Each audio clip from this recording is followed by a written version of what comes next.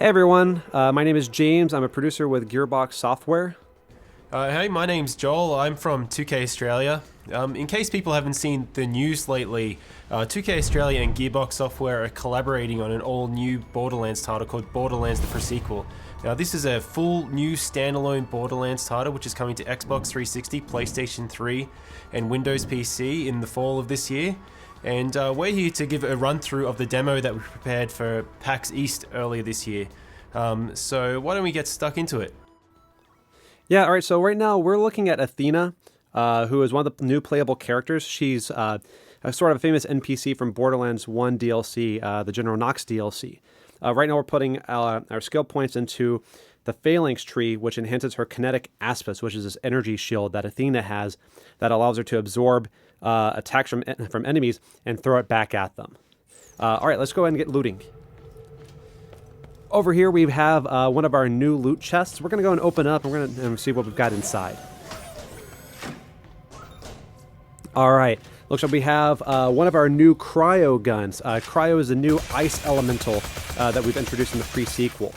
Fires ice bullets that allow you to freeze enemies and shatter them. We also have the laser gun, which is a new gun type. So it has different kind of laser attacks. Each manufacturer has their own kind. Right now we're looking at the Maliwan laser gun, and we might run into a couple of different types later on that we can show off.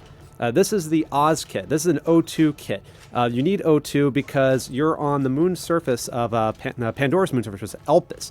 And Elpis is just like Earth's moon in the sense that there's a very thin atmosphere, very low gravity, so you need oxygen, but there's not really much on the surface.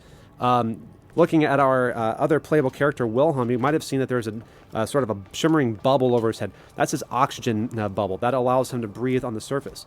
The entire time that you're out there, you're losing oxygen, but don't worry. We've got plenty of stuff in place to make sure that you always have opportunities to get more O2. Case in point, we've just found one of the air geysers. You run on top of one of these things and it's going to fill up your oxygen. This is really important, not just because you need oxygen to breathe and live, but because we have some new features that we've added that use oxygen. Joel, why don't you tell us some about that? Yeah, so when we were bringing in this oxygen system, we didn't want to bring in something that was annoying to players and a resource to manage. We wanted to bring in something that could give them cool new abilities. So you can see we're on the moon, you can already do low gravity jumps, but if we jump and then press jump again, you'll actually vent some oxygen and you'll do a boost. It'll allow you to go a little bit higher. You can also kind of push yourself forward. So why don't we do a jump and then boost forward? And one of the other cool things you can do, it's kind of my favorite thing to do in the game at the moment. It's technically called a slam, but I like to call it a butt stomp. If you jump up in the air, press jump again to boost, and then press crouch, you actually slam down to the ground and do an area of effect attack.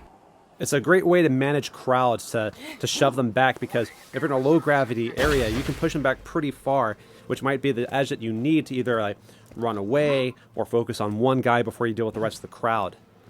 All right, now we're going to go ahead and move into the next area. This is the comm facility.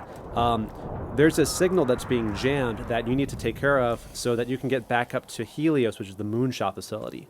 In the pre-sequel, Jack is in charge of Helios. He's not the Hyperion CEO yet that you know from Borderlands 2.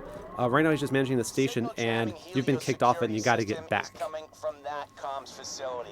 Get in there, switch it off, because things are getting really interesting up here, kiddo, in a not fun kind of way. What's your bum in there?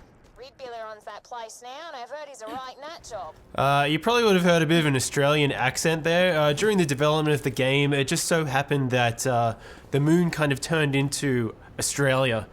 All right, now where we are right now, there's this big gap. You wouldn't be able to make this jump normally in Borderlands, but with the oxygen system, we can kind of push out this jump. So let's go ahead and see if we can clear that gap.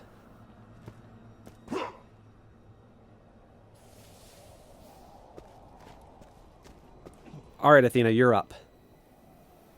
Get plenty of O2 so you can make this jump. This is my favorite part of the demo because I like to push our demo drivers to boost as late as possible. Whoa. Just like that. I like to see them sweat. So why don't we keep moving? You'll notice when we boost that oxygen meter is draining. And you can see in the horizon there's actually a beam shooting up to the sky and a HUD marker, and that's an oxygen generator. We can activate that in a sec, but this is Borderlands, so, you know, you always loot. And yeah, low gravity, no atmosphere. But when you actually activate the oxygen generator, now there is atmosphere. So when we open up this other lootable, you'll see that it behaves differently. We want to make sure that that this whole system felt organic, that it felt real, that it didn't just feel like it was tacked on. This comes in really important because with things like incendiary, if you set someone on fire inside of a building with atmosphere, they'll burn. But if you set them on fire in an area with no atmosphere, they won't. So you kind of have to make some, you have some interesting opportunities. But these guys up here, I'm sure they're up to no good, so let's throw some grenades at them.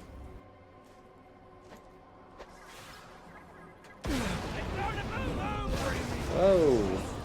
So in low gravity, you get blown up by a grenade, you go flying into orbit. Very awesome.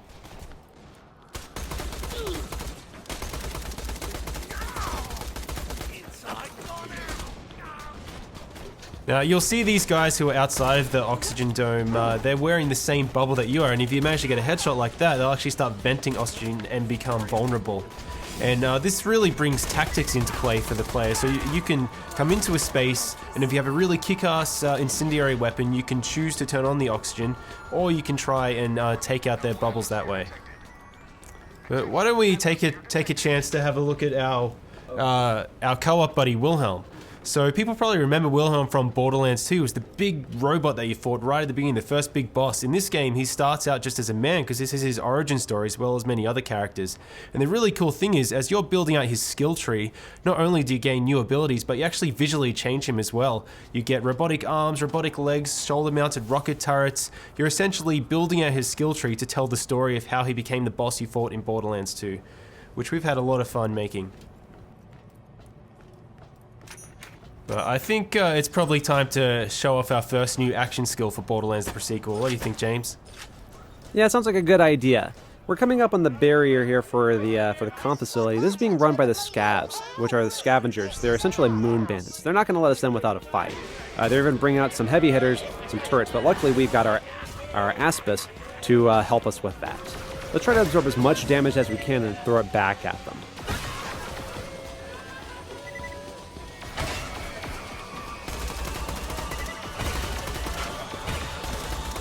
So you can see that the shield is slowly spinning up. As it takes more and more damage, it's going to spin faster and faster. You can kind of see it around the outer edge, which means that we're just about ready to throw that back. Awesome. Let's go ahead and take care of this other laser and then get inside. Now, because we never get tired of blowing people off the side of the moon, let's throw some more grenades. We like to do these demos live, but because this is a co-op game, we can always rely on our buddies. That's right. Always better to play with friends. All right, now let's go ahead and show off the Cryo Gun. We showed a little bit of it earlier, but didn't really get to see it in action. Let's go ahead and freeze some enemies. So we've actually built this procedural system so you can freeze any enemy like that, and once you get their health down to a certain threshold, you can shatter them. It's not an instant win button because you do need to get their health down low, but when you manage to do it, it's really satisfying, and it's different every single time. Now we're going to go and divide and conquer so we can wipe out these scavs a little bit faster, and then we're going to try to meet back up in a little bit. Athena, freeze this guy and try to stomp him.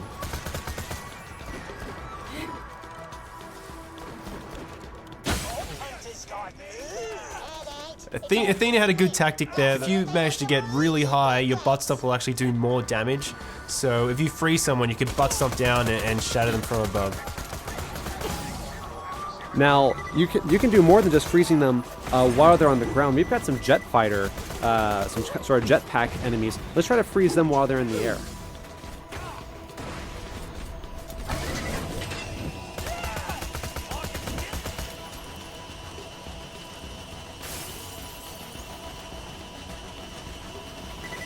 So if we do manage to freeze one of these guys in the air and they fall down a railing, they'll actually split in half. It's one of these kind of random events that I love to see in the game. This is also a new enemy, the Badass Outlaw. Now, this guy's pretty big, and because of the low gravity, if he charges into you, he can actually knock you pretty far. But when you shatter him into a million pieces, that doesn't really matter too much. It's very satisfying. I bloody want you to live, so I can snap your smug neck myself. You all might. Feel free to be killed by any of my highly professional men. Now, we did get a new skill point while we were out there, so let's go ahead and allocate that. We're going to put it into the ultimate skill in this tree, which is Wrath of the Goddess. This will allow Athena's shield to bounce around multiple enemies inside of a sort of like a close circle. This is a great way to manage crowds. Oh, Wilhelm, it looks like he got something. What is that? So that's the Dar laser. That's kind of like a bolt laser. Athena, you picked up the Maliwan beam laser before, and as James said earlier, you have multiple manufacturers, you have the procedural weapon system, so players can expect to see a whole variety of different types of lasers when they play the game. To the right here, you'll see one of the new rideable vehicles in Borderlands, the pre-sequel, the Stingray. We're not going to need it in this mission, so we're going to keep moving forward. But keep an eye out, because we might have something more about that in some later news.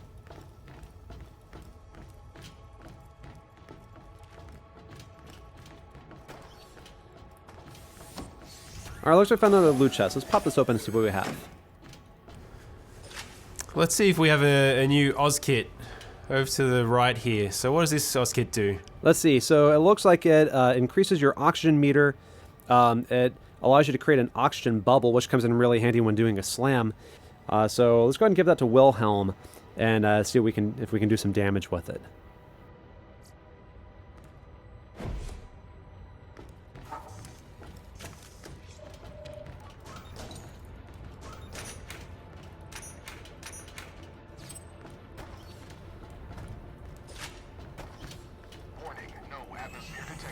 So the Eye of Helios is charging up now, and it's actually firing into the surface of the moon, which is probably not such a good thing when you see bits of the ground kind of floating above you like that. Probably a good reason for us to get back up to that space station as soon as possible.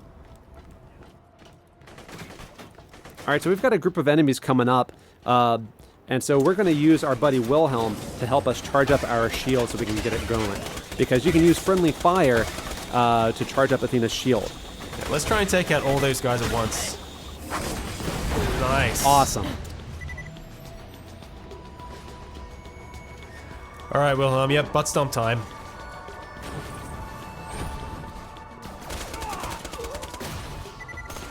And you see that bubble, you can run inside that to recharge your oxygen.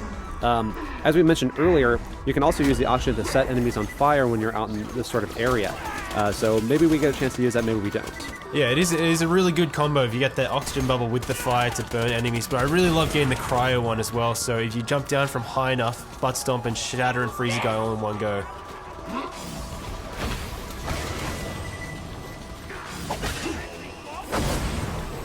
Why don't we try and get some more butt stomps happening? I never get tired of it.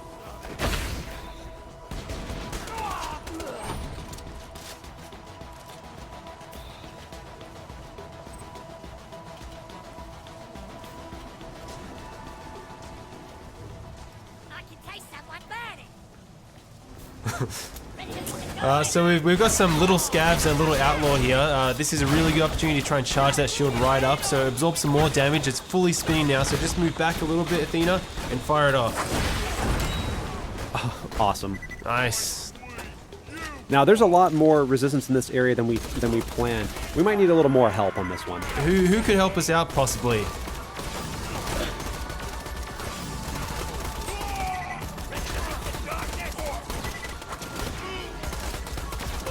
Uh-oh. Alright, we really need some help We now. need some help. And we have playable Claptrap. For the first time ever in a Borderlands game, you get to play as Claptrap. And he's going to help us out a little bit in this fight. Thanks, buddy. Alright, let's wipe these guys out. And the other playable character in Borderlands the sequel is Nisha the Lawbringer, who fans of the franchise will also remember. We'll be talking about her at a later date. Beautiful, frozen, badass outlaw.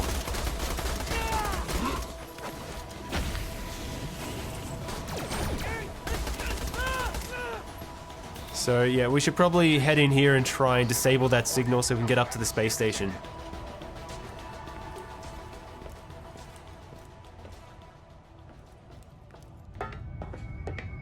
Yes, finally, a proper bloody fight.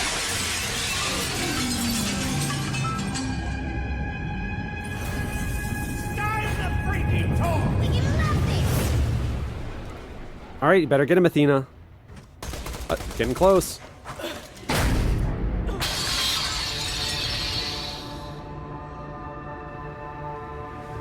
Did we mention low gravity already? Awesome. Well, hey, thanks everyone for staying tuned for Borderlands the pre-sequel, coming to you this fall. That's spring for all the Aussies out there. You coming?